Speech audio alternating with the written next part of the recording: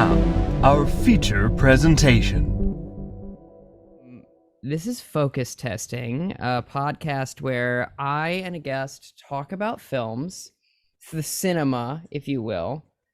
I've been trying to every 3 months or so, I'll just tweet the same tweet, which is Kristen Cinema Sins, and hope that someone will understand it and retweet it and it'll blow up, but it never has. Anyway, where we talk about cinema and then we make up a movie based off of a random prompt that you give us. So please get that ready for later. But before that happens, I like to get to know my guest a little better. Now, Hunter. Yeah. That's who my guest is, Hunter. It's me. It's you. It's me. How do you describe yourself? Well, that's what an open-ended introduction you got me doing. I would say, to describe myself, I would say I'm genuine. Mm-hmm. I'm anxious. And I am obsessive. Okay. So the things I love them hard. Mm-hmm. And any little bit of interaction, a little bit of mutually positive interaction I get, my heart and my brain and my soul go, friends, which is how I believe we've gotten to know each other, is just like, like likes and retweets and little interactions in the mentions. For sure. You bought a piece of art I made, which was I did, staggering. Which is sitting. Where is it? I made a drawing of George Lucas as a penguin. And you did, and I loved it. So it made me laugh so hard. Good, I'm glad. That I needed to buy it, and I bought it. And I have been hunting for a frame. I cannot find a frame that like fits it correctly. Good luck. You should get it laminated and then wear it like a little badge. Oh. If you have a car that has like a fob, you should put it in the back of that, and so that unlocks your car. I could make a little badge and then just write like credentials at the top, really big. And then at the bottom in like a finer pen, write "Don't worry, this is definitely official." It should, honestly, the thing is so good that it really should it really should get me into anything I want to get into. Well, thank you. I appreciate that. Now, what I do love about what just happened, and I think it is so indicative of who you are as a person and everything, is like, generally when I say to a guest, what are you like? How would you describe yourself? They go, generally, I'm an actor or a comedian or like this sort of thing. And you are like, okay, so we're on a first date, and it was fantastic. And I'm like, that is who Hunter is. That's me. That's me. Yeah. So to phrase it a little bit different, what do you do, and what is your relationship to movies and cinema? Because you're a big movie presence on my channel. I am, yeah. I'm a movie obsessive. I'm a movie watcher. I, especially during the pandemic, got fully made it a part of my identity. But professionally, I am an actor, and a Twitch streamer that spends so much time on the platform, and that is how. Basically, those three things have occupied most of my pandemic. The acting a lot less than the other two, but I like to still sort of tag that on as a what would you call it? An accreditation of some. Yeah. That absolutely makes sense. I mean, I think all performing slowed to a halt and then has slowly been like chugging back. Weirdly, it was like the pandemic hit. I don't want to upset anybody with the P word, but the pandemic hit, and then Poop? No. I said it twice. I said I didn't want to worry anybody, and then I said it twice.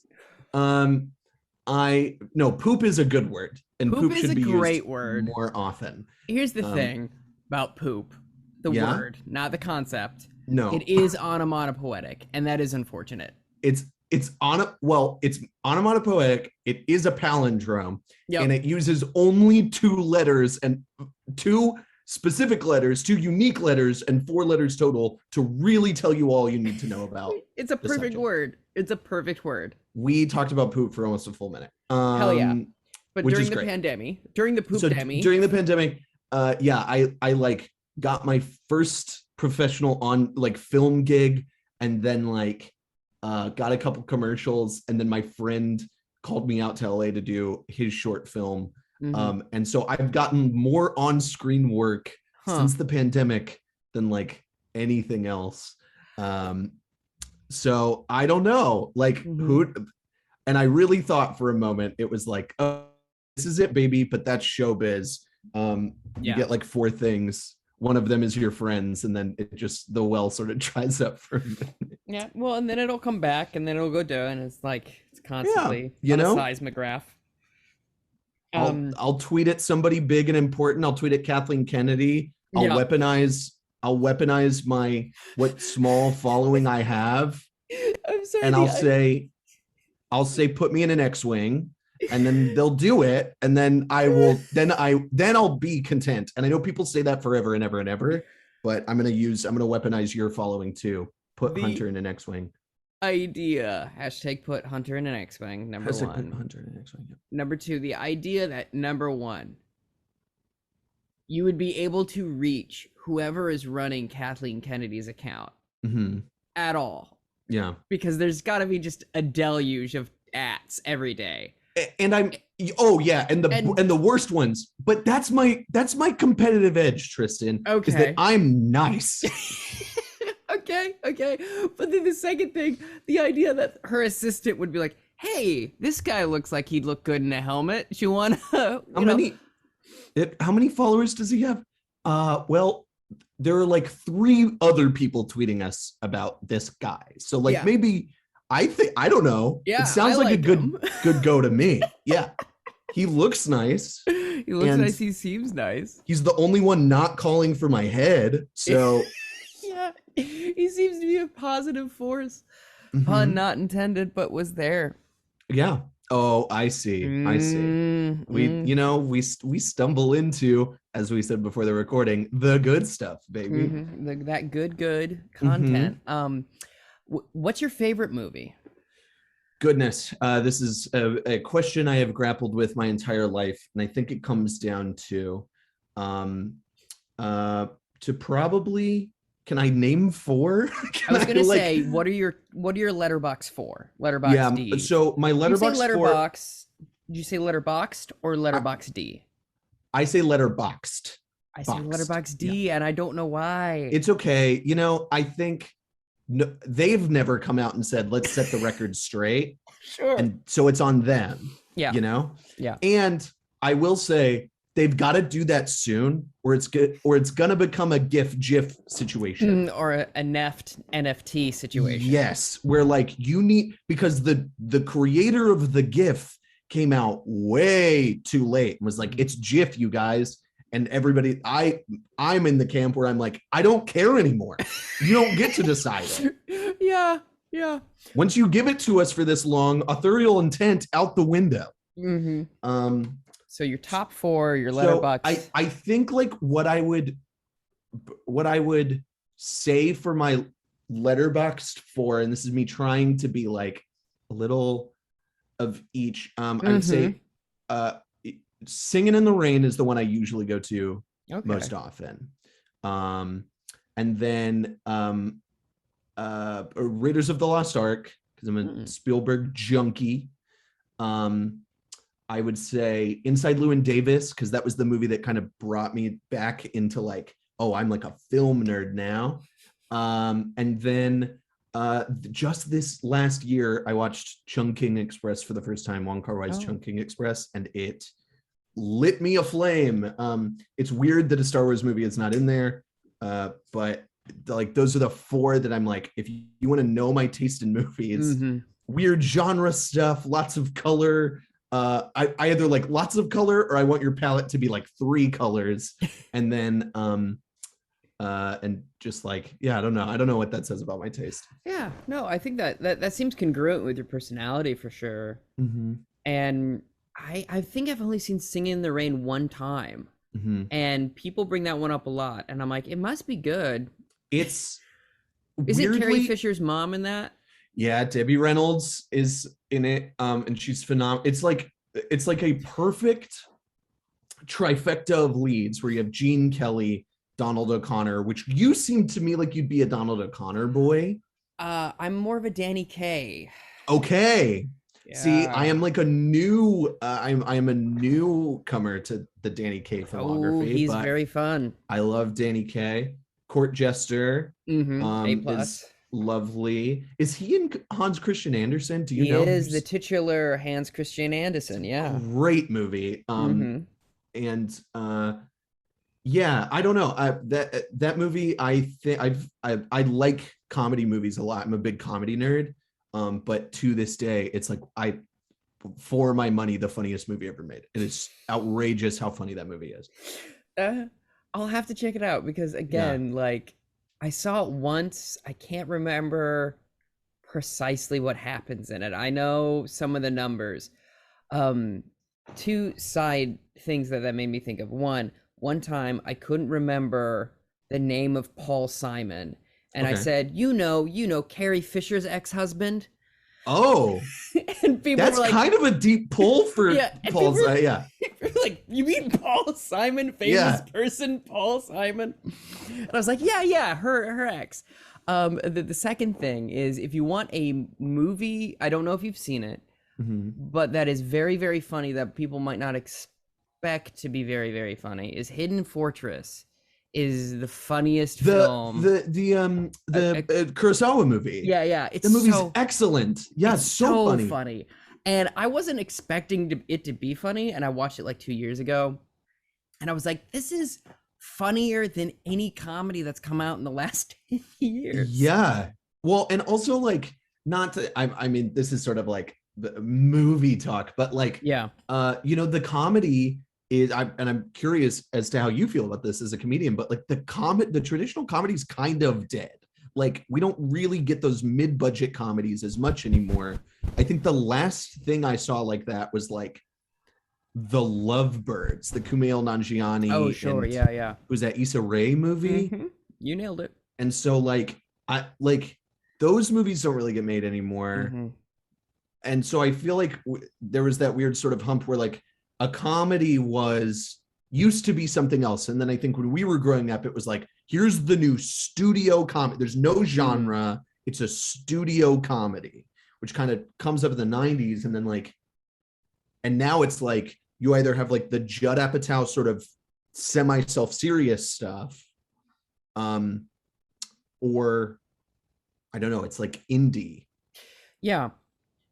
I would say I forgot about the Lovebirds, but I would also say that's still a genre because it is a murder mystery. So it's not you're right. It is. It needed like a hook.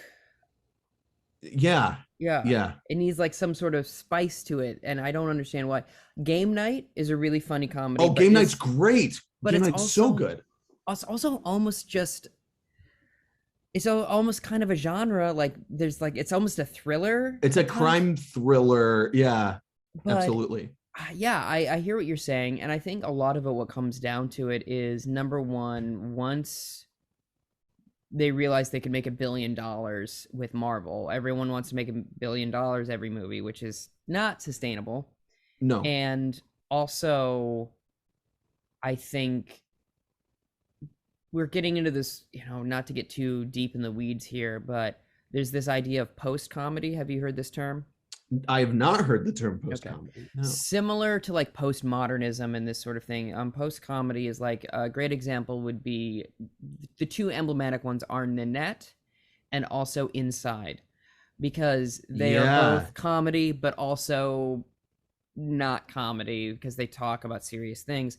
My friend Matt Stores brought up a better term for it, which is thesis comedy. You just have a theme for your show.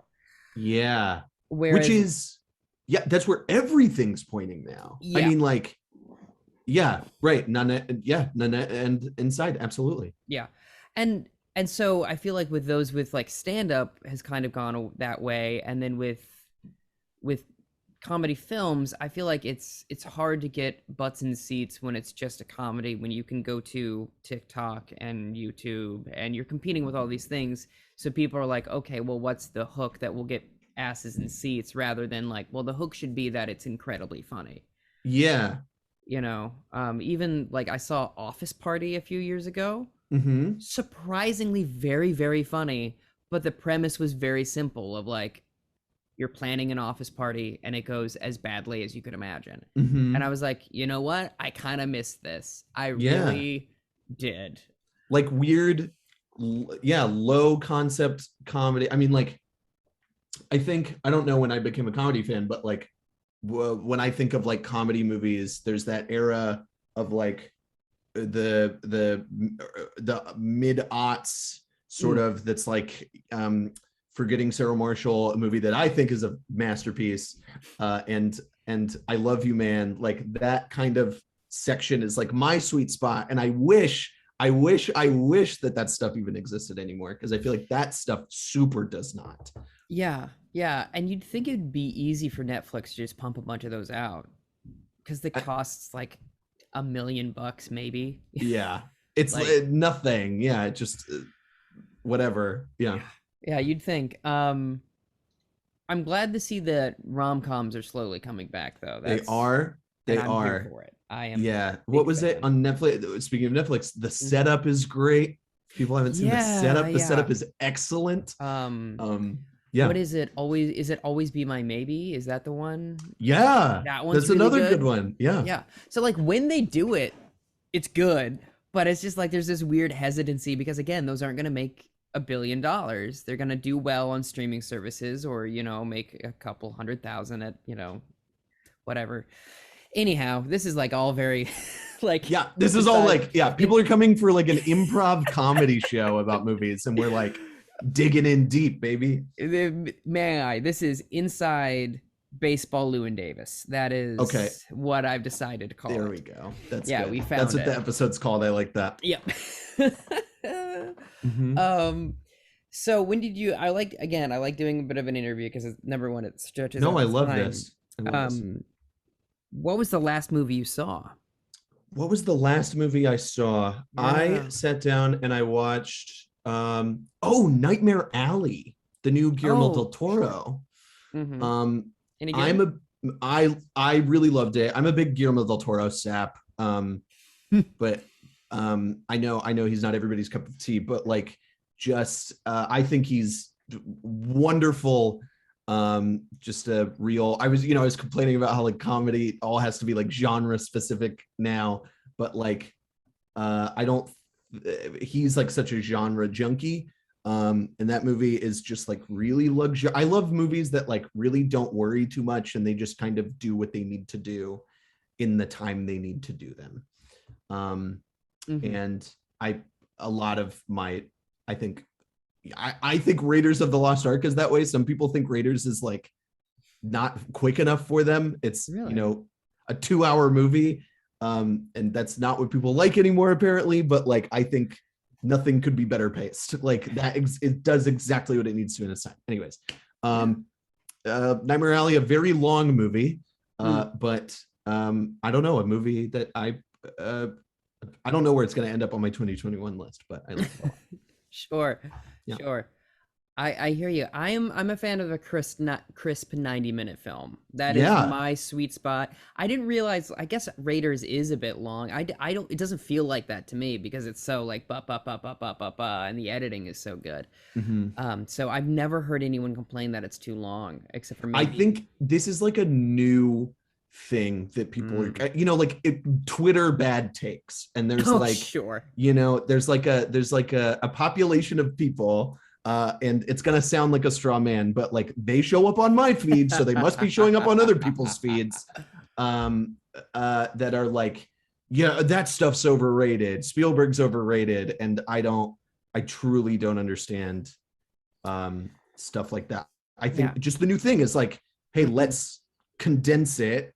And sometimes those things feel choppy. I'm a fan of a 90-minute too. If I feel like something's really love, like, luxuriating in itself. I'm not super into it, but and especially nowadays, I don't know why, when I'm stuck at home, I want to watch a 90-minute movie more than ever. For sure, for sure. I mean, two things. One, I walk out of every movie and going, you know what? It was good, but you know what? And the person's like, yeah, what, Tristan? It I'm like, could have been shorter. it's 20 minutes. They could have taken 20 minutes out of it, and I know exactly the 20 minutes I would have gotten rid of. And they're always like, yeah, okay, fine. Like, I watched the new Spider-Man, and that was the first thing. I was like, it was really good, but too long. Yeah. But I hear you. I mean, there's been science on this of, like, people pay attention in 15 and 45-minute chunks, right? That's the human attention span is designed to do that for whatever reason. Yep. So that's why, you know, in 90-minute films, 3 acts, 45 minutes, bump, bump, bump, it changes every act. And then you're re-engaged. And within those, you have, you know, 3 little chunks and blah, blah, blah. So it's not surprising to hear that you are drifting more towards 90-minute films, specifically when you're at home alone, because, like, it's not forced upon you. Does that make sense? Yeah. Yeah. You're right. I'm way more likely, like if I lock myself in a dark room in a theater where I know, like, I'm putting my phone away, I don't have my laptop, I don't have my video games, I don't have food around me, that I can, like, sit down and watch something that's 4 hours long and be like, but like, yeah, when I'm at home and everything else is around me, as a man with ADHD, severe ADHD, which is probably why the conversation is going this way. Which is fine. It's a podcast. It's not like, I'm not Terry Gross. Yeah, you know sure. what I mean? Yeah. It's okay. Yeah, we're not locking it down. Yeah, I don't know. That I did not know that. You've taught me something new today, Tristan. Well, that's what I'm here to do. So what is a movie that you hate? Your least favorite movie? My least favorite movie? Yeah, a movie. Okay, let me put it in a more positive way. What is a film you never need to see again? Yeah, that's a really good way to put it. I know that this is an easy target. I do know that it's an easy target. Ooh, here we go. But I, at the beginning of, was it before the pandemic? I don't know. I don't remember. Point is, I really do not enjoy the Todd Phillips film Joker. Oh.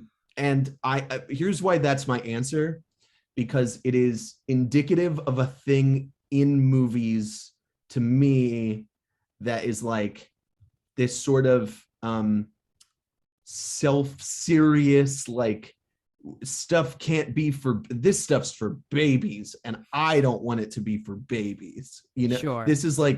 This is a grown-up movie where, like, you know, I have a lot of things to say about Spider-Man No Way Home, but, like, for all that movie's, like, weirdness, I think that's a movie that goes, like, no, we get it. Like, you want to see Dr. Octopus on screen. And I do think that sometimes that movie pulls the punch a little bit, where it's like, we get it, it's dorky, but, like, I think it's the thing that Marvel does right at its best.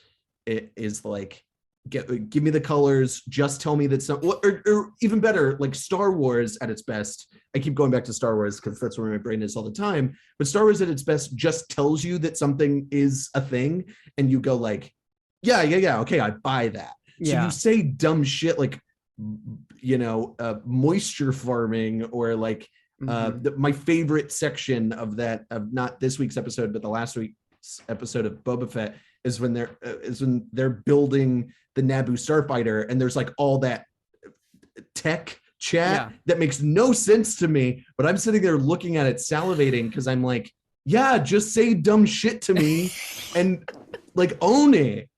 It's fine. Like, this is a crazy dude in clown makeup, which, like, of course has taken on new meaning in the culture, because crazy people walk around in clown makeup and try to scare other people all the time. But, like, it's just like, you don't need to work so hard to convince me to take your movie seriously. Just, like, believe what you're doing, embrace your source material, and, like, say something important, and I don't think that movie says anything important, and I don't think that movie has much insight. And maybe you might be hearing this and going like, I don't know, it really spoke to me, or maybe other people are, but that like, I care a lot about mental health, and I thought that movie was, even if it does care about mental health, to me that movie was working so hard to make me take it seriously.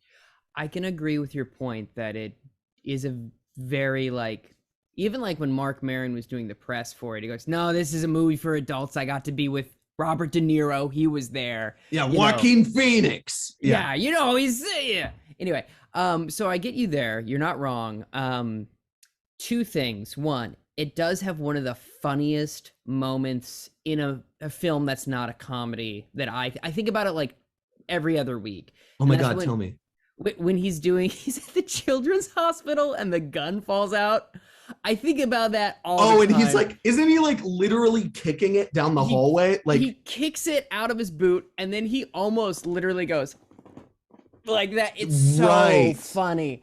It's so funny. It made me die in the theater. And what I will say regarding like the mental health aspects, there's a lot of conjecture. And this is your forte. Like, I want to be clear. I didn't even realize when I said it, but like you do a lot of work on mental health, and that's like your comedy angle and stuff. So you already, I'm like feeling the energy move through the screen, and I'm like, Tristan's gonna make me watch Joker again. Probably. Yeah, I'm into it. What I did enjoy about the film is, at its core, it is not about like a white man's revenge. It is about how basically George Bush doesn't care about black people. It's about class. Sure. It's about like, oh, the government doesn't support working class people that have these issues, and this is what happens when people's needs are neglected. And so by the end of it, for me personally, with someone who has a stick up their ass about, coming from a working class background, I was always on Arthur's side. I was like, yeah, no, you should shoot Whitey. I don't know what to tell. Don't, internet government, don't take that out of context, please. Yeah, don't clip that specifically. Yeah, maybe you shouldn't have said that on the internet live. But you know what I mean? Like it's, since it's about class and a certain level of emotional labor and that sort of thing, I enjoyed it thematically, but I completely understand it was a very serious movie, and I think we must ask, why so serious? Serious? Indeed. Very, very well done. I'm giving you a high five through the screen. I'll admit, like, everybody listening can probably tell I'm like a guy, I love context, and I like am very into like watching the press stuff and knowing why somebody's making this thing, like why is that their next project, stuff like that. And that was a movie where like the press tour, his rhetoric on the press tour completely turned me off, and it colored the movie in a way. And so I think I'm, Tristan, if you would like for me to give Joker another shot, I would love to give Joker another shot for you. It's up to you, buddy. It's about 20 minutes too long, and but yeah, no, it's a good movie. I'll say one thing. Yeah. I liked it. It's not for everybody. I get it. No worries. I just think the discourse surrounding it was so unnecessary as well. I was like, can we just log off? Go touch some grass. This is how I feel about all discourse. Discourse is my least favorite word. Like, discourse and content. Please put them out of the room.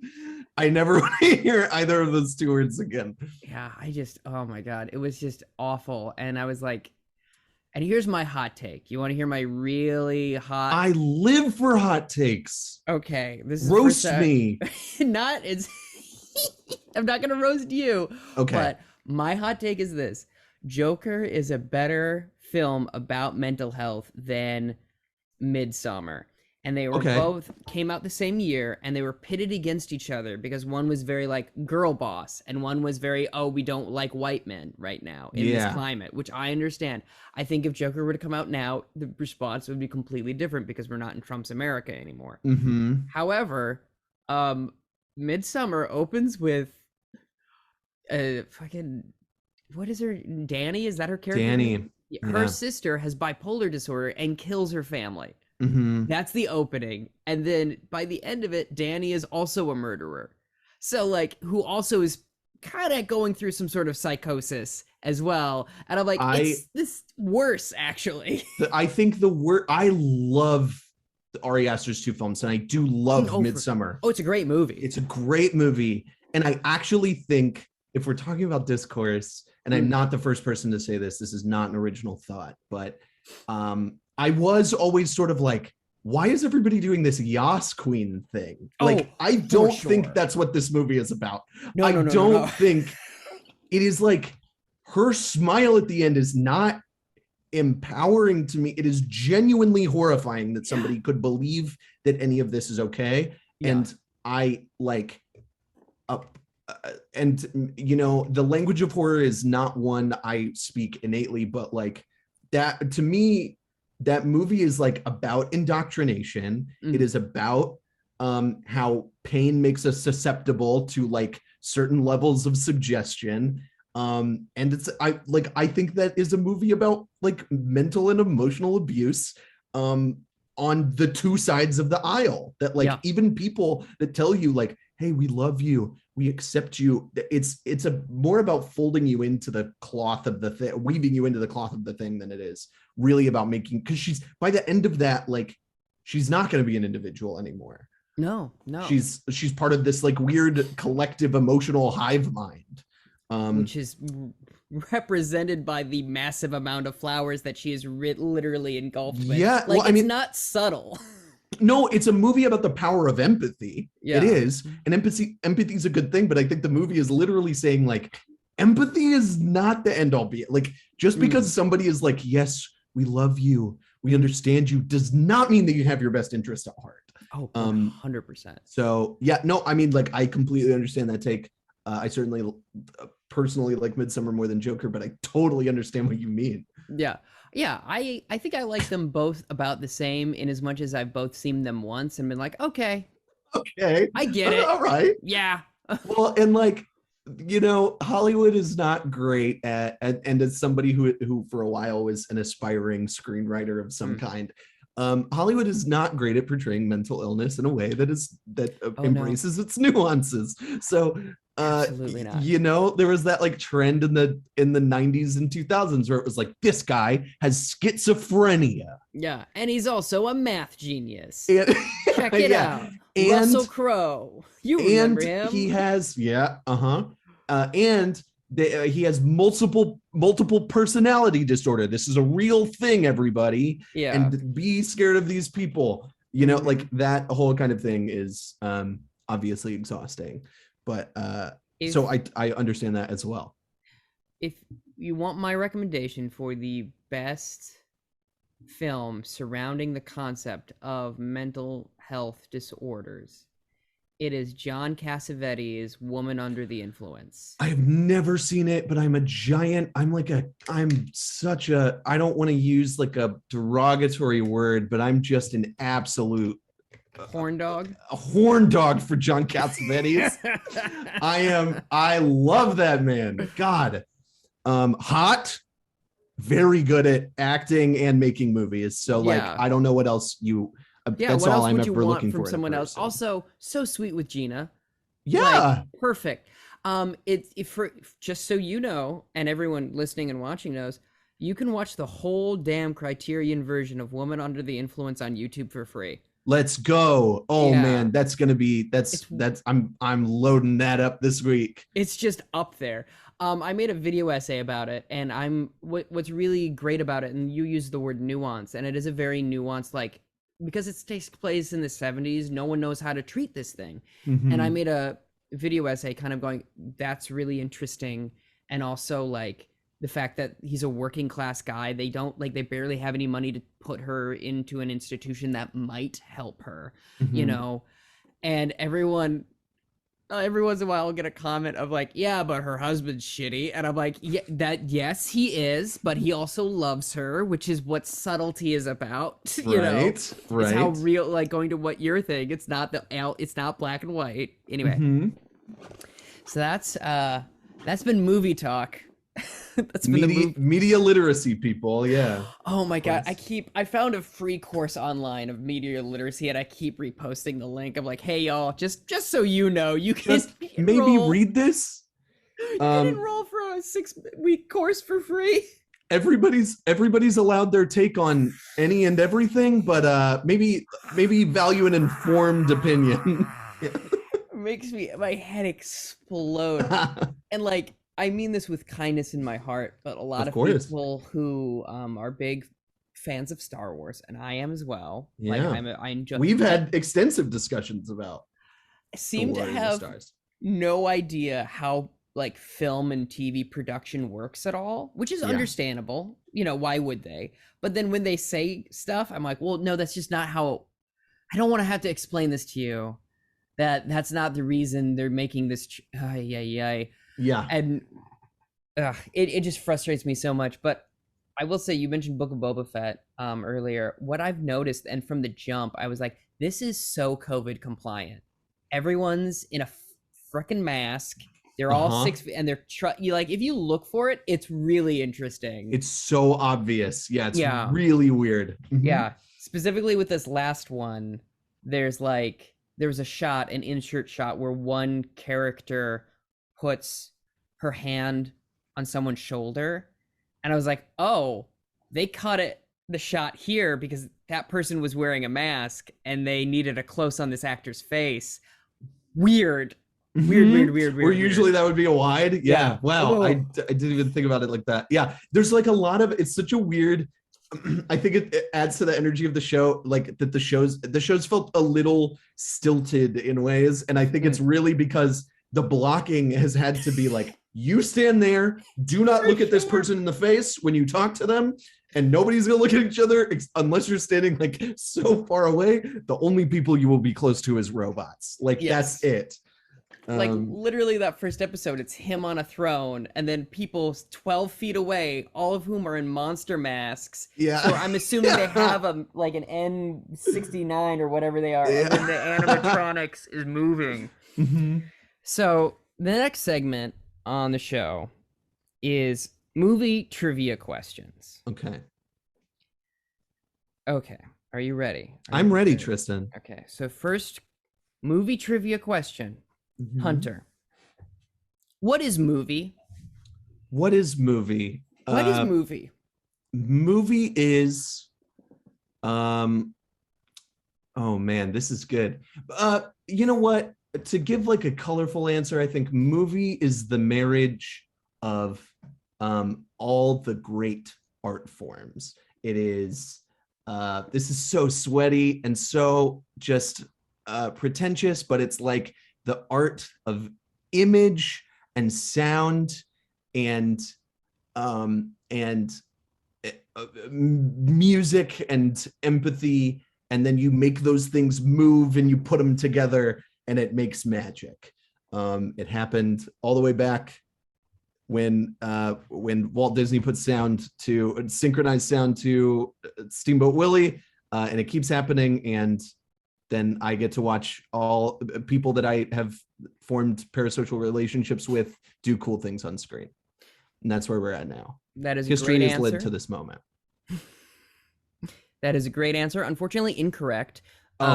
Movie is way to make money. Yes. That's damn it. Should have known it. I'm joshing, but that was a really lovely answer. It reminded movie is me. way to make money. Yeah, it reminds me of like, the way David Lynch got into filmmaking is he was painting, and a fly got stuck to the canvas with the paint and was moving the paint around. And he went, "What if I made a moving painting? Oh, that's a movie. I'm gonna try that." Which is the weirdest way to go about it. It's also the most David Lynch shit of all time. Is there a shot in any? Okay, so I have not taken the Lynch dive, and I know you're a giant. You have to Diane Keaton into it. Yeah. Yes, of course. He must have had a shot. Has he ever recreated that shot in any of his stuff? Because that seems like a very Lynchian thing to trap a fly in paint. There's certainly bugs There's certainly bugs in his Oh, movies. David Lynch, love a bug. He love a bug. He love metamorphosis. I don't think I've ever seen that specifically, but there's like ants in Blue Velvet. There's a lot of ants on an ear in Blue Velvet. Okay. Yeah, All right. yeah. Can I tell you, I know something's wrong with my mind where I'm like, oh, Blue Velvet, what a beautiful, funny movie. And everyone is like, no, what is wrong with you? I get it. I sort of have the opposite thing where, like, have you seen Scorsese's After Hours? No, not yet. God, Tristan, you would love that movie. That's like my number one suggestion walking away from today for you is After Hours. But like, I watch After Hours, which is a blatantly a comedy, like Cheech and Chong are in it, and I watch that movie. They're in it. But like, I watch that movie and I like cry because I'm like, aren't we all just lost, man? Are we all just lost in our own little Soho? Whatever. Like that's so our brains are broken in different ways. Yeah, but also in the same way. Yes. Yeah. Where we have an inverse response to what. So the next trivia question. Who out of the cast of Lord of the Rings has the best hair? Oh, that's a good question. So I was obsessed with Aragorn when I was a kid. I was a big Lord of the Ring obsessive. My first AIM screen name was LOTR, boy with an I, 29. Cute. Mine was Fool of a Took, so there we go. Hey, more synthesis. And Aragorn was my favorite character, but his hair's a little wet and wispy. It definitely looks gross. He's definitely 80. You can tell. Mm-hmm. And he's sweaty. He's always his hair is always sweaty. Until Return of the King, where he finally gets a blowout. He does get a blowout, and it's really nice there, but not consistently the best. No. The Hobbits all kind of have like pretty standard like 2000s. Were you gonna say a Brooklyn lesbian mullet? Because that's what they have. It's kind of it. Yeah. That's kind of it. Up until very recently, that is also what I was rocking. Yeah. Okay. Well, look, it's a look. Yeah, I like it. There's nothing wrong with it. Yeah, that many people have it for a reason. Yeah. You know what? This is maybe not the answer that people would expect. I swear to God, if you say Gollum, I'm gonna. It's not Gollum. It's not Gollum. That would have been a good bit. You're quicker on the bits than I am. You know what? I'm gonna say Sean Bean. I think he has the best hair in the trilogy. Yes. It looks well manicured. It sits on his head nicely. He's got a nice little swoop going on. And it just really just excellent. He's only in one movie, but I think he takes it for me. Can I tell you why I think that might be the case? Yeah. He's the only one not in a wig. That's exactly. Well done. You spotted the real hair. One of these things is not like the other. Yeah. It's definitely not Orlando Bloom. Oh my God. The hair is, we love a Legolas, but the hair is bad. Baby. The hair is always bad. Yeah. Always has been, always will be. Oh, that was a very good answer. Thank you. I had to process, I had to sort of walk through it, but. Yeah. But no, you got there. Absolutely. Mm-hmm. What character was your first movie crush? Oh, that's a really good question. I wish that I knew the proper answer to that. I'm sure there are plenty that you could point to. Oh, you know what? No, I found it. Found it. And this is a real 90s kid thing. It's Roxanne in a Goofy movie. Oh, for sure. Yeah. Did you see that TikTok going around of like someone like put the clip up and someone was just like, why did they do this to her? She is 12. She is so sexualized in that sequence. Is not like there is nobody that age is shaped like that. No. No. The beauty mark, all of it was just like thick ass she has. Yeah, it's really just it totally they I don't know why they do it, because like Jasmine's the same thing. What you in a way I understand it with Jasmine, because the Disney princess has a certain thing. I mean, they do sexualize Jasmine way more than any other Disney princess, but like yes they do. I'm interested to see what the end of this fucking sentence is, Hunter. I just the Disney princess is like they always make them look a certain age. They say they're 15, but they definitely look like they're 22, yeah, whatever. Yeah.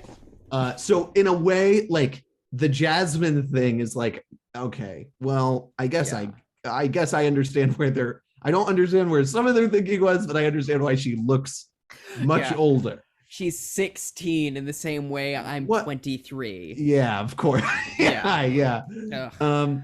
So yeah, I would say Roxanne is probably the first. Certainly, if I trace it, the first. I think that's so interesting as well, because it is a cartoon, which I think mine was Kiki from Kiki's Delivery Service. Wow. Yeah, which is also a cartoon. Yeah. And so I think there is something like so much safer on having like a crush on a cartoon character when you're developing those feelings. Sure. As opposed to like, I remember the first time I was like, oh, that woman is very attractive. And it was Elaine from Seinfeld. And that explains my entire personality. So, but I do think a lot of people's first crushes are like cartoons, which I think is a very specific our age kind of thing. Yeah, I do wonder how true that is of kids anymore. I do know that like my first live action crush is very easy. It's Hilary Duff and Lizzie McGuire. A+. And how nice it is to have a crush just like carry with you throughout your lifespan. Sure. I told myself I don't care if How I Met Your Father is bad. I don't care. I'm gonna watch it. Good. I'm happy for you. I'm glad. Yeah. I wondered. I was like, who is this show for? And I'm glad it's for you. It's for me. They made it for me. Just for you. Special baby boy gift. They said, Hunter, we know you love her. Here's a vehicle. Did you watch Younger?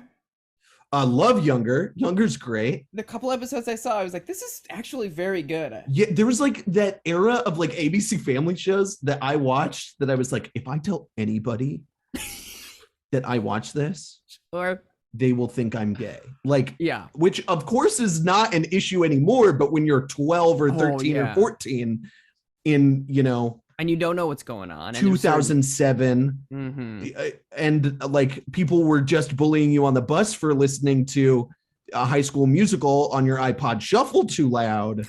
Then not the shuffle. It was the little clip. I did clip it to my belt. I did it.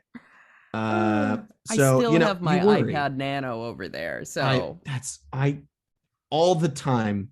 Just one day when I have like George Lucas Skywalker Ranch money, I'm gonna buy like one of those the first iPod Nano that you could like scroll through. One moment. That was like, oh, he's gonna grab it, y'all.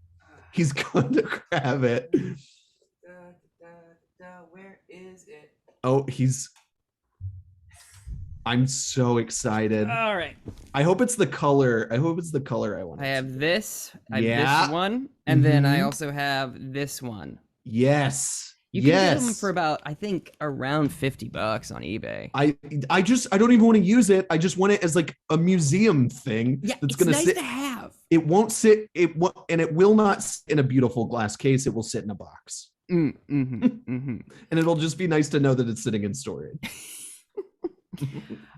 Next question. How many slaps in the face would you take in order to be in an A24 movie?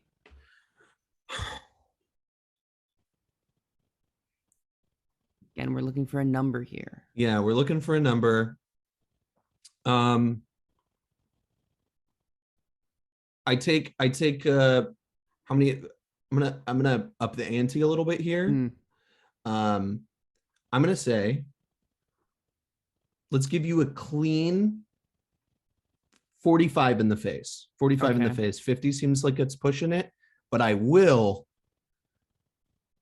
give you I'll give you 15 more on the bottom. On the butt. Mm-hmm. Okay. So it's 60 in total, but only 45 are on the face. Gotcha. That's good. I gotta protect. If I'm gonna be in the movie, I gotta protect the goods. You do have to protect the face. That is true. Now, are those in a row? Would you prefer a lump sum or like once a year for the next 35 years?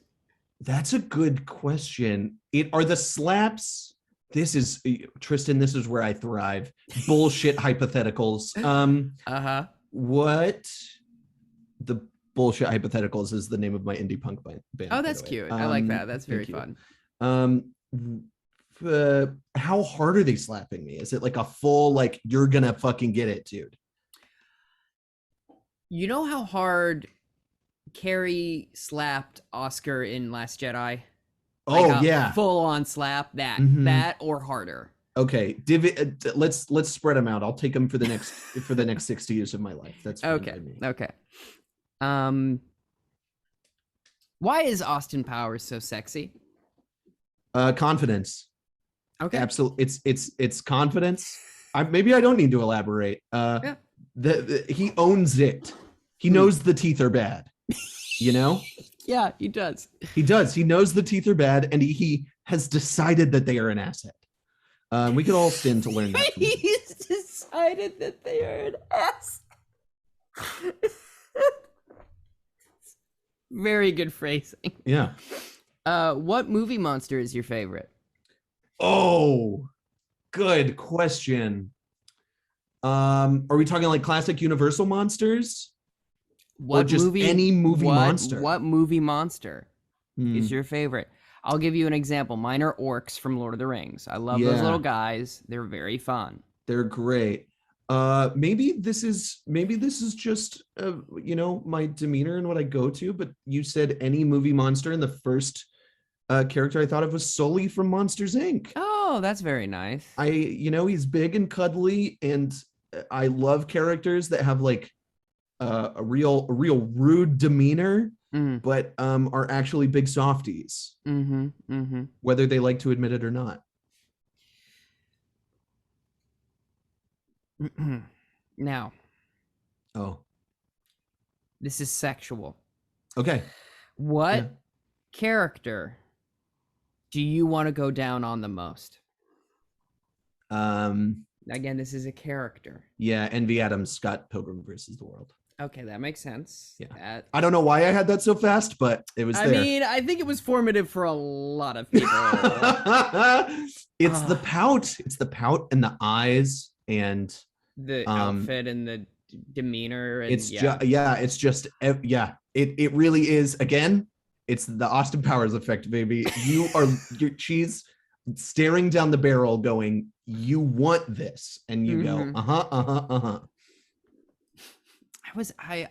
I know her. She's played by Alison Pill, but what's the character's name? The drummer. What is her name? Look, I'm Alison Pilled. That's fun. Wow, God. Alison Pill. Yeah, Scott. Look it up, Tristan. I'm just gonna make God noises in the mic. Ding da dun da ding ding da dun dun ding da dun. Kim Pine. That was out of everybody. I was like, yes. That makes a lot of sense, though. Yeah, and everyone's you like mean people, and you should fix that psychologically. I'm like, I don't know if I want to. That movie. That's one of the. Every once in a while, a movie comes along where you're like, a little something for everybody in this. Oh yeah, for sure. I think Lord of the Rings was an early one of those. A Pirates of the Caribbean. There's somebody in that for everybody. Yeah. 100%. And mine, it's Davy Jones. No. Real talk though, my ex was like, no, I love Davy Jones and whatever his love. Like she's like that love story. I'm like, you're such a weirdo. I get it though. Yeah, I Monstrous get it. But love stories. Yeah. It's pretty weird. But I wish more people would embrace that. Yeah, I love Shape of Water. It was great. It was weird. This is exactly. I love that she fucked the fish. I was like, if she doesn't fuck this fish, I'm gonna leave. Live your truth. Live it. Fuck please. a fish. Yeah, so many people are embarrassed that that's an Oscar winner, and I think it's a win for weird idiots. I like Widiots, if you will. Widiots, yeah, that which I am one of. Put me in the camp. All right. Final question. Okay. What actor do you want to go down on the most? As opposed to character. I know. As opposed to character. That's Living or dead? Oh man, you just opened it up so much.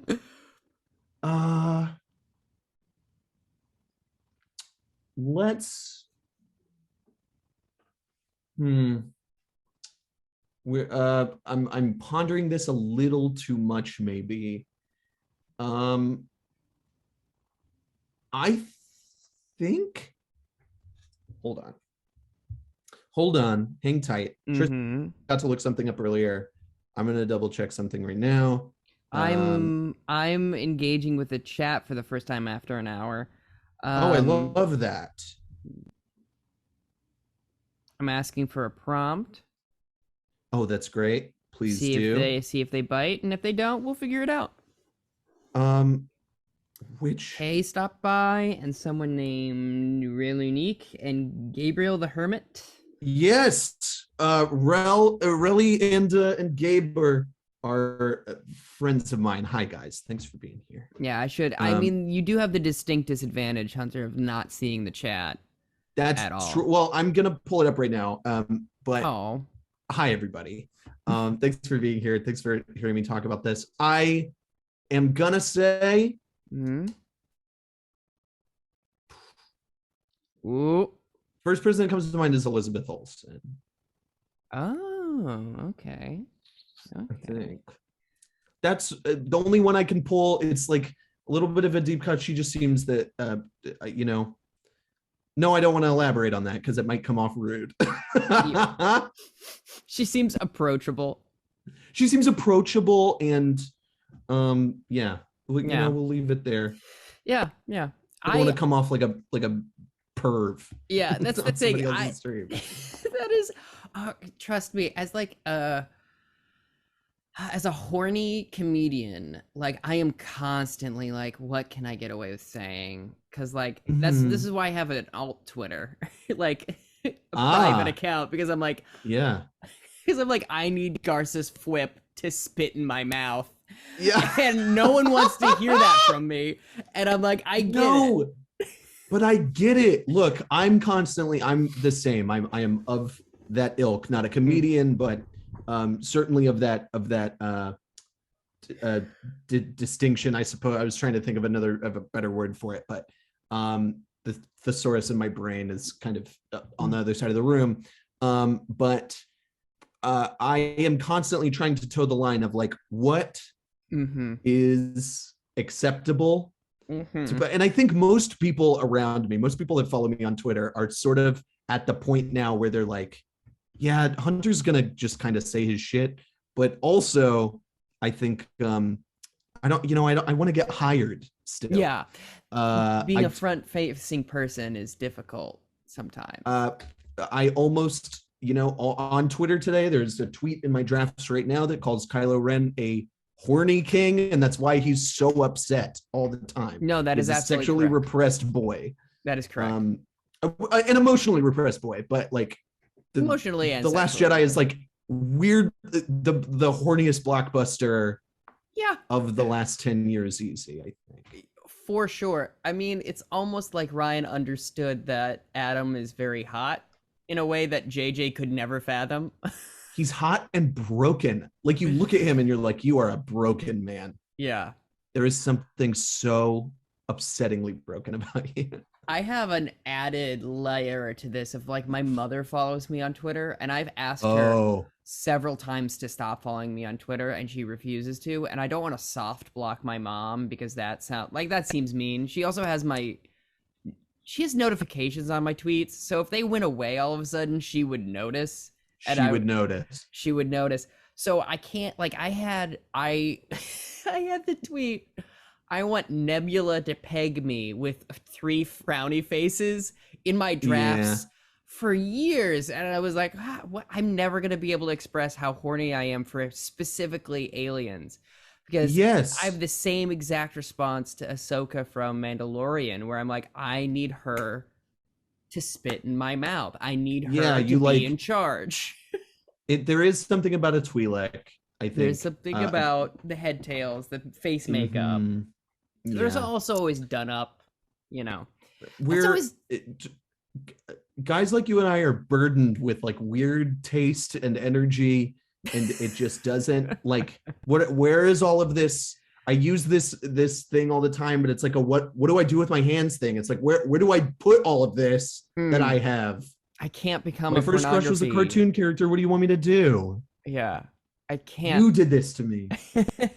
I learned it from watching you. Okay. Yeah, exactly. I can't become a pornography producer. That's the thing, though. No, that's like, don't that's do that. The obvious reason is like, oh, I have all this horny, frustrated energy. Well, I'm gonna make make the porn you want to see in the world, as they say. Yeah, but comedian is good because like there's not every good comedian is horny. Oh, well, that's every bad comedian too, though. I would say every actors are the horniest, and then below that is comedian. I think. Sure, I guess every bad comedian is too, but I think. Oh man, I would love. We don't have to do this now, but I'm gonna figure out what the distinction is between good and bad horny comedians. Because John Mulaney has a horny energy. He's great, but it's a different kind of horny energy than somebody like Larry the Cable Guy. I just had to think about Larry the Cable Guy being horny, and now I want to end the call. Yeah, you can look. We can end it here. Having not improvised a movie once. That's our first pitch. Is a movie. It's like a Harold and Kumar-esque. It's the new starring vehicle for Larry. We're trying to uncut gems. Larry the Cable Guy. So we're trying to uncut gems. Larry the Cable Guy. So is it going to be okay? So what I think it should be is, number one, he is very horny. He is obviously in the American South, where he comes from. Mm-hmm. And so he is working as an electrician. Okay. And he is trying to. Okay. Is it like, here's what I would like to ask. Are we doing like a this is Larry now? Is it Larry a character? Is it Larry as a character, or is it Larry playing a character? Do you understand what I'm asking? It's Larry. It's starring. Larry is the character. Okay, yeah. So it's like his comedy career is tanked. The bit is that like he literally has to work as a cable guy because people were like, "Oh, that's very good." Like that's an electrician or a cable. He really had to lean into that. He is a cable guy, and then also Jim Carrey plays another character that is his boss at the cable company. Oh, here we go. Yeah, a real throwback. A little clever wink, wink, nudge, nudge. Exactly. And they're not doing well because nobody wants cable anymore. Mm-hmm. And so that's kind of the background noise. But I feel like for horny Larry the Cable Guy, he's got to be like speed dating, right? He's trying to find the one, but he's also so horny that he keeps screwing up the relationships by, screwing around, right? We're sort of, what we're doing is, there's definitely a joke in here about how he calls himself a 40-year-old virgin. And somebody's like, but Larry, you have kids. And he's like, yeah, but that's what I feel like. And he's just like throwing his arms around. You know what I mean? Sure. There's definitely sort of a thing in there. And it's like, again, I say Harold and Kumar because those guys really just want to get to White Castle. This is like, this version of Larry thinks that the only way he can bring purpose back to his life is if he has one euphoric night of rowdy love making. Got it. Okay, there is what is it called? It's not transcendent, transic sex. Tantric. Thank you. Tantric sex, like, community that he is going to go learn the ways of.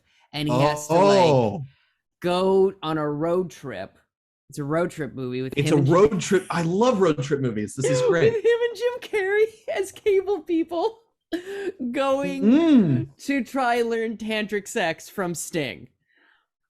From Sting. Yeah, This is most great. Okay. famous tantric sex haver.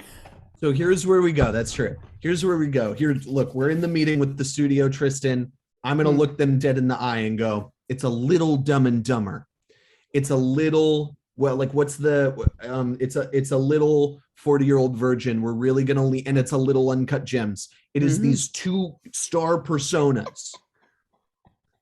And we're reclaiming them, but we are not steering away from the comedy. We are not, it is a true throwback comedy to the late 90s, early aughts, and they just need to, it's a little road trip. I mean, like literally road trip or Euro trip.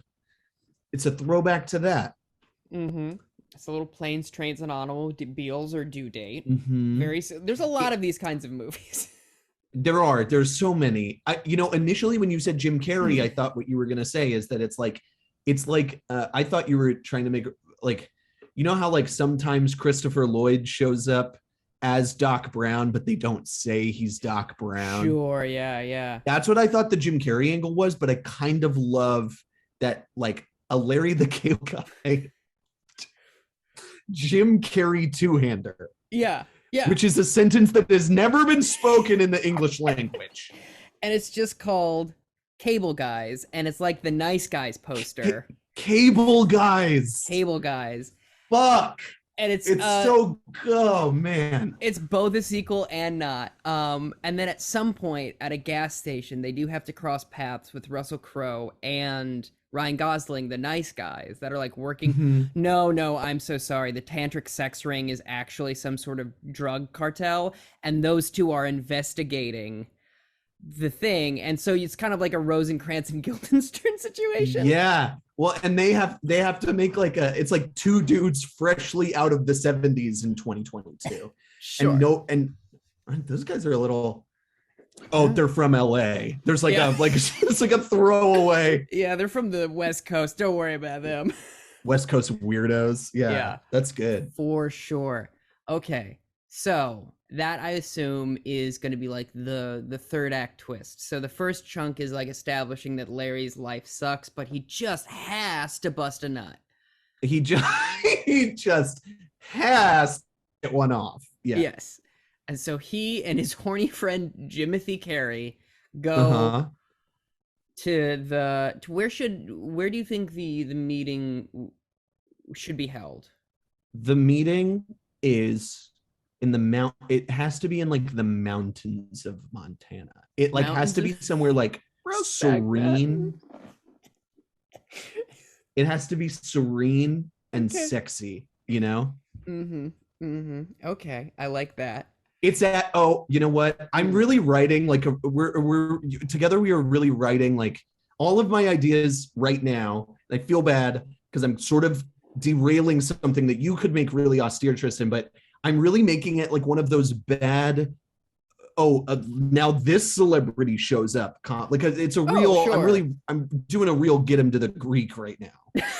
But like the thing is that it's at like Kanye West's like home and recording studio in Montana. Yes, where he has like the church. Well, Kanye probably won't. What if it's John Mayer's? But John Mayer goes to Montana too, so I kind of feel like it could be John Mayer's, and we'll get John Mayer more easily than we will get Kanye for this. 100%, and I like that because I don't know much about John Mayer, but from my understanding. His horny, but also like gentle demeanor, from my understanding. Is that correct? I think John Mayer is like a horny asshole that kind of likes to play like I'm just a sweet soft boy that makes love songs. Like I think that's sort of been why he's like actually kind of an asshole. Okay. I don't know. I like his music, but he just kind of seems like the perfect guy that they show up and like they keep dropping like we're going to John Mayer's tantric. He does an ad for it. He's on the ad. Would it be good if it was a miscommunication, like we're gonna go see John Mayer, we're going, and then it's another person that people get confused for John Mayer a lot, or is that complicating it too much, do you think? Like they show up and it's Josh Groban. Oh, that would be pretty good. That would be, you know what? And now I'm thinking like, actually there should be like more celebrities there. Oh, like there should be more recognizable people, but it's like a really weird, like John Travolta has to be there. He has to be there. I think Michael Douglas for sure. Oh my God. Yeah, absolute scumbum. If we can get Harrison Ford, we should.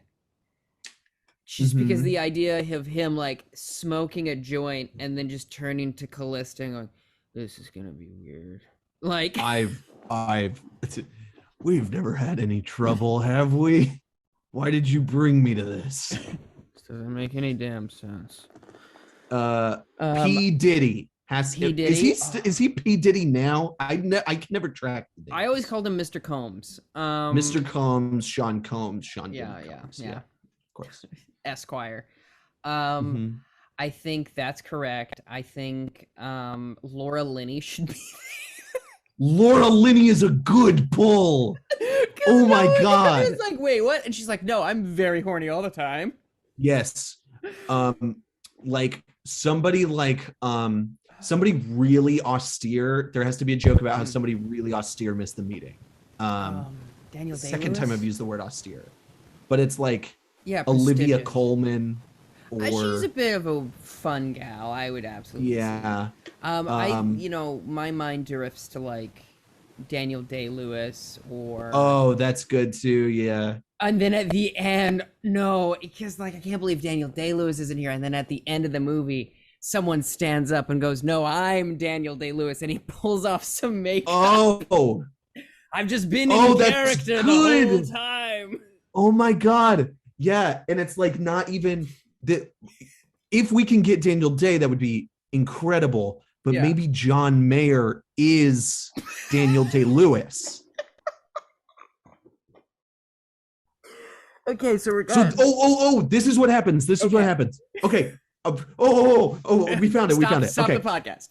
Stop the podcast. They run into the nice guys. Nice guys. It's played off as like a joke cameo, right?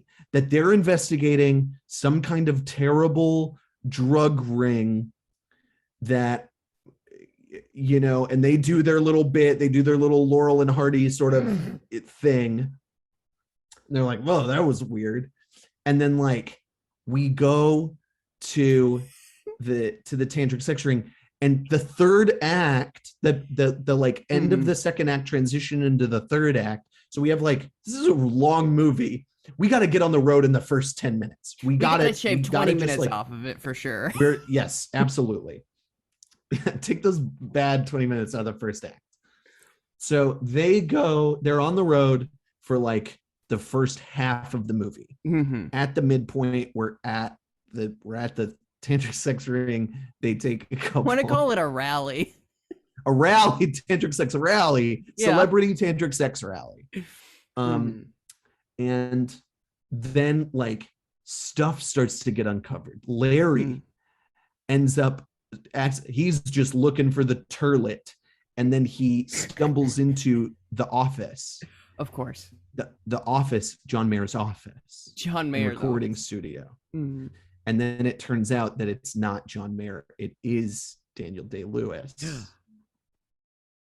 And Daniel Day-Lewis retired from acting. To become a drug lord? To become a drug lord in Montana. And then Larry and his good friend Jim are like, what do we do? And they're trying to figure out ways to take it down. And they're like about to take it down. They get in a real spot. Daniel Day-Lewis in John Mayer's body, as played by John Mayer, like has them at gunpoint. And then the nice guys bust in, bam. And it wasn't just a bit. It was a setup. It was a setup for a punchline and a plot resolution. And the nice guys are like the surprise cameo stars of the third act. They wrap it all up. That's great. I think we've got something there. Is there like a set piece in the middle that we need? Do you think this is a good pitch package, or should we figure out a set piece? I think there has to be conflict in the middle of it where all of a sudden they stop getting along for some reason, as is because of car trips. If everyone's just like buddy the whole car trip, like I feel like so the impotence of Larry going, I need to get laid, is he's divorced. And the only way is to learn the tantric ways of Sting. Yes. I forgot that Sting is there. Sting is the rally. The rally is like hosting Sting. He's like the special guest. Yes. So I think the inciting incident for that is that he's recently divorced. Larry the Cable Guy is, right? Mm-hmm. So he's like, okay, well, I didn't live it up in my 20s. I got married right away. I'm now whatever age Larry the Cable Guy is. And so I keep forgetting, by the way, that that's a character that guy does. Like Isn't that weird? It's weird. It's weird. Like and then he did entire performances as that character. It's a comedy persona that he also does entire. It would be like if Borat was in Madagascar and not Sacha Baron Cohen. Exactly. Yes, exactly. It's so strange. But Larry's like, okay, I only got one shot left. I'm going to go whole hog. I'm going to bust a nut. There's like a one scene performance by his where he's like having lunch with his adult daughter as played by Chloe Grace Moretz or something. Perfect. And she's like, you just got to get laid, Dad. And there's like she's like way too sexually free or whatever. And he's disturbed by it and freaked out. And then he's like, you're right. I've got all this pent up energy. Yeah. She's like, yeah, Dad, go do it. Because that's a Chloe Grace Moretz character. That is absolutely That's what she does. correct. She's way more adult than everybody else in the room. And it's kind of obnoxious. No offense to Chloe Grace Moretz. I'm sure she's lovely. She's very precocious. Absolutely. Even as an adult, she's precocious. Somehow she manages it. But so I think in the middle of their road trip, they should realize that one of the reasons he got divorced is because Jim had an affair with his wife. And that's a big source of tension. And they have to have this big fight. Or no, not an affair. Had sex with his wife after they were divorced, because that's like a forgivable thing, right? That's like a thing that like it's not that bad. Yeah, the thing that my brain went to is like maybe he admits to Larry that like, oh, your wife came to me and I sort of was the one who said maybe you should get a divorce. Like there's something like that, but I think a forgivable offense is the right way to go. Yeah. Because they have to be able to make up. Exactly. I think the scene is this. He says, because they go, well, I haven't been laid and such, and he goes, oh yeah, me too. And Larry's like, that's a lie, Jim. You clearly smell of sex. You clearly just got laid. And he's like, yeah, I did. I had sex with Mary, as played by Yvette Nicole Brown. And then, obviously we see the car and it screeches to a halt. And then it cuts to them on the side of the road, just like sitting next to each other. And they work it out somehow. And then, of course, then the bit is once they're back in the car on the road, Larry turns to him and goes, she never did that with me. And then it cuts to them getting to the rally. Yeah, that's good. There's a fun, I think they're like on the side of the road. There's a fun, like he's slapping him with something that was in the car. Sure. And Jim's like, doing the Falling whole, around. We get like the wide shot. Yeah. Or like chasing him down the road with like, he like rips the steering wheel off or some shit. Oh, that's it. He rips the steering wheel off and he's like chasing him with the steering wheel. And now they're stranded on the side of the road. Yes. And forced to sort of come together. Like, deal with each other, but like they're still fighting when they get to the rally. Yes, but the reason they have to come together and the way they do is because they're both electricians. They know how to hotwire the car. Yeah, and there's a whole set piece where they're trying to drive the car without, like, basically without a steering wheel. Yes, of course. They've taken two ropes the way you sometimes can do. Yeah, that's it. Yeah. And it's ridiculous. And your dad, when you go see the movie with your dad, he'll go, I thought that was really funny. That is not at all how cars work. And you're like, okay, whatever, dad. Oh, that's so good. And then okay, so they bust Daniel Day-Lewis in the disguise of John Mayer, and then the last shot has to be them going, okay, let's go home. And then it just pans over and there's still no steering wheel. There's still, and they're like, oh well. And then we do like one of those like biopic finales where it's like freeze frame. The freeze frames and the words. Yes. The American Graffiti. Yeah. And you know, Larry never did get laid again, but he learned to love himself or some shit like that. Wink. Yeah. Jim and Mary actually got married. No, they do. It says Larry never did get laid again, but he learned to love himself, and it stays there for a second, and then we see two sets of quotation marks appear on love himself, just slowly fade into view. Perfect. All where Sarah McLachlan plays over it. Yeah, that's good. It has to be something really dumb. Yeah, that is. Can I tell you? I think I would enjoy how stupid this whole thing is. I think I would absolutely go nuts for it because I have a dirty secret, which is because of the podcast Till Death Do Us Blart, as I believe. Yeah, of course. Right? Yeah. I recently watched Paul Blart Mall Cop 2 with the commentary from those guys on. Sure. And can I tell you, the movie is pretty funny, actually. That's the thing. That's there. If you're willing to go, this is dumb, it's not bad. I once watched the first Paul Blart on a car ride. We had, I don't know why that's what we rented on the road from a red box, but that's what we rented. There's a screen on the back, and we put it in, and I watched it. And, there were times in my life that I have laughed pretty hard at a movie. Few of those times did I laugh harder than the line, and this is going to sound so embarrassing out of context.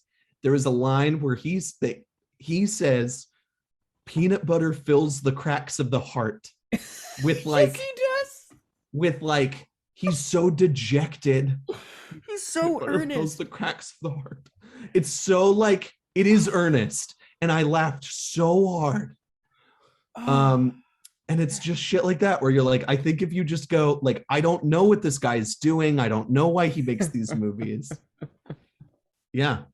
Can I tell you a couple of things? One, I think Kevin James is a very funny actor. King of Queens is really good, and his stand-up is really good. Yeah. I don't think he himself is like, I think it's just like kind of similar to a Sandler thing of like, yeah, we're making these movies to make some money and because they're fun to make.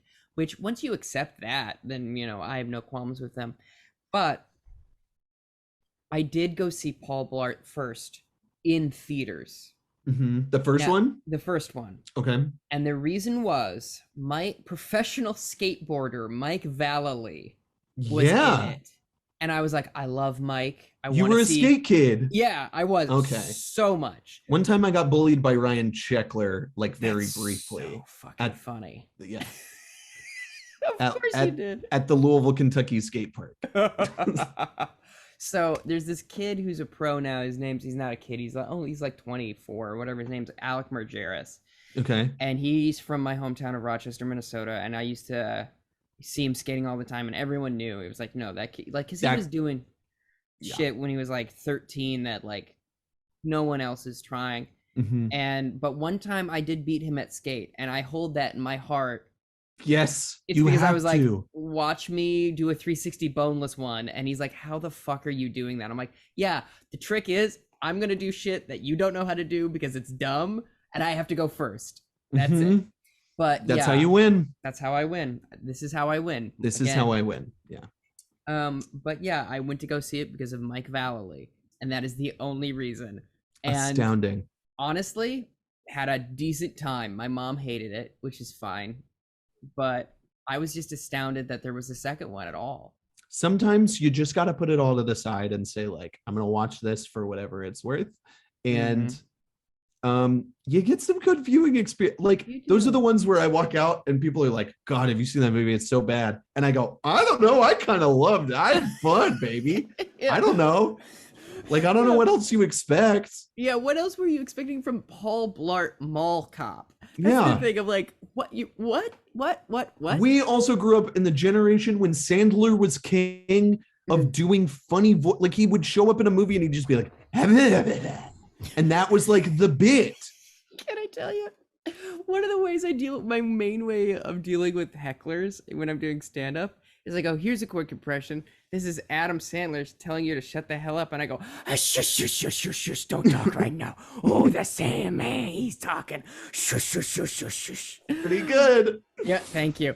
But yeah, absolutely. We grew up with a lot of dumb comedies, like even like Talladega Nights and all that clump. Like I miss, going back to the beginning of this conversation of like post-comedy, it's all become very weirdly cerebral. And heady, yeah. In a way, and on one side, and then Gen Z is coming in going doo-doo, pee-pee, poo-poo, like my brain has been rotted by the internet and nothing makes sense. And people are trying to cater to our generation, be like, oh, you have to have smart comedy. I'm like, no, you don't seem to understand. We also enjoy a fart. Like I just put a 42069 joke in a graphic that I'm using to promote my Twitch stream. Perfect. Like I just did it and I got approval from people I was like, is this I typed it as a joke. I don't know if it should stay. And they were like, I don't know. I kind of like it, bud. And I'm like, all right, I guess. The beautiful thing is you can always say I was being ironic. Yes. If people criticize, you're like, I'm just being ironic about it. It's fine. And it is. There's a space between irony and I actually think this is funny, and that's where I live. I think it's a slow, like, because if you're doing a thing ironically, eventually you're just doing that thing. And I think a lot of people have to cop to that. And I think about that a lot in terms of like the McElroys specifically, because they do a lot of dick and fart humor, a fair amount, but kind of under the guise like they know better, but they still do also laugh at it. So I'm like, what are we doing here? They're having their cake and eating it too. And I'm like, they bought two separate cakes and are taking different bites. But and it's the smartest thing you can do. Smart and stupid at the same time is a perfect joke. I love this dumb movie we made. This moronic cinema. Who directs it? Who's the director on this? Can't be Apatow because he would do. We're not getting Apatow. No. I know exactly who we're going to, and I referenced a couple of his movies earlier. It's Nicholas Stoller. Ooh, whom's directed Forgetting Sarah Marshall. Okay. Whom's directed the Neighbors films, both good.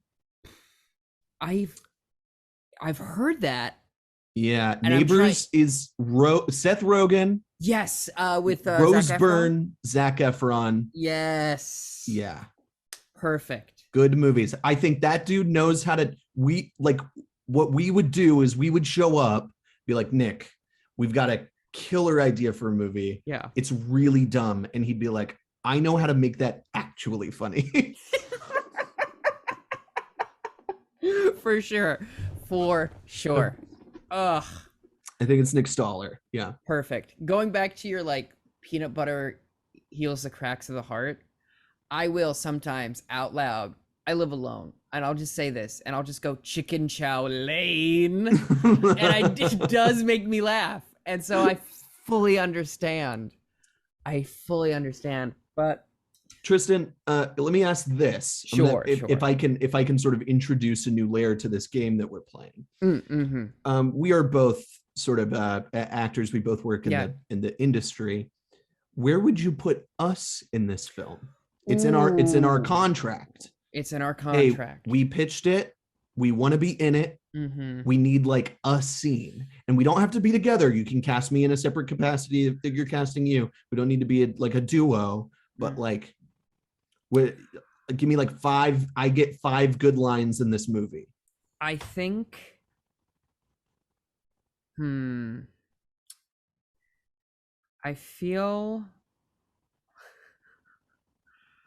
like Okay, this is a sidebar. Also, they have to stop at a gas station that's clearly a convenience store from Clerks. Yes. But why our brains are in the same place. yeah, exactly. I'm trying to think of like where in this story where I would put. I think with your current vibe, your Mhm. look, I would have you be one of the people that is like the welcome wagon at the rally. That's like a really woo-woo type. That's like Yeah. you're gonna feel so much better after this whole experience and this Yes. sort of thing. They're And like, I thought this was only for celebrities. mhm. And I'm basically like, well, I'm like a side piece. I'm like, they brought me. Yeah. I'm deeply involved with, Meryl or whatever. It's something like that. Yeah. Precisely. Yeah. Dame Judi Dench. Yeah. Yeah. Yeah. Yeah. It is. Yeah. Absolutely. Yeah. She and Maggie Smith have a thing. Yeah. So I think that's where you would be. I personally, being selfish, I want to be the detective to whom the nice guys are answering once they find him, and I'm just clearly in a Columbo outfit. Do you know I did a whole Columbo riff while I was playing Fortnite on my stream the other day? Beautiful. So this is perfect. Yeah. And be like, listen, you did a great job, but I still don't understand what any of this sex thing is. I'm sorry. Yeah. Yeah. So that's where and you're like, you if we can't, like, in the edit, you have to be in the movie, right? So like in the edit, if that scene doesn't work at the end, like, we're doing all the scenes or whatever, if we get too clean an ending, you're like over the credits scene, you're like the box on the side. Sure. Going, I'm sorry, so you're telling me that that's Daniel Day-Lewis? He doesn't look a thing like him. And it's John Mayer in there. Yeah. And they're like, prove to us that you're John Mayer. And he's like playing music. Yep. And they're like, I don't get it, man. Like you get to have that whole riff. Exactly. You're like, he's playing so well. It has to be John Mayer. And he has drugs? I don't understand. So how is this a sex thing? Is it a cult? Is it not? Listen, I just got one more question for you. Do you know how to make a shoe? Yes, of course I do. I knew it was you, Daniel. Yeah. You pin him. That's it. Yeah. There we go. That's it. That's perfect. And everybody, it's 2022. It's 22. Maybe we don't get this made till 2025, but everybody's like, why are two dudes in their early 30s at this point doing Columbo? That show's 50 years old. But it's really popular on the internet for some It is. It is so iconic. I love we Peter do Falk. we do like Arliss riffs and all of that shit. Going back, way back, on A Woman Under the Influence stars Gina Rollins and Peter Falk. So it is like top tier acting. Yeah. Some of the best acting I've ever seen in my life. But I think we did it, Hunter. I think we made a movie. And I think we did a podcast. So thank you very much for coming on here. I enjoyed your company. And this is also, by the way, the first time we've talked ever. And it went very well. It went, so I was like, I will say I was a little nervous because I was like, Tristan and I have like interacted only through text. We've never talked out loud. I listen to Amateur Detective Club all the time. And like, oh, thank you. I am a supporter from afar, but like, just we've never chatted, and this was the best. I'd love to do this more. Yeah, absolutely. I agree. I have a Randy Newman podcast, as I'm sure you well know. And I do know. You should pick out a song. And I would love to do that. Yeah. Great. Well, then I will see you then, I'm sure. Thank you, everyone who tuned in, consistently or not. I am now ending the stream. Good night. Stay safe. God bless.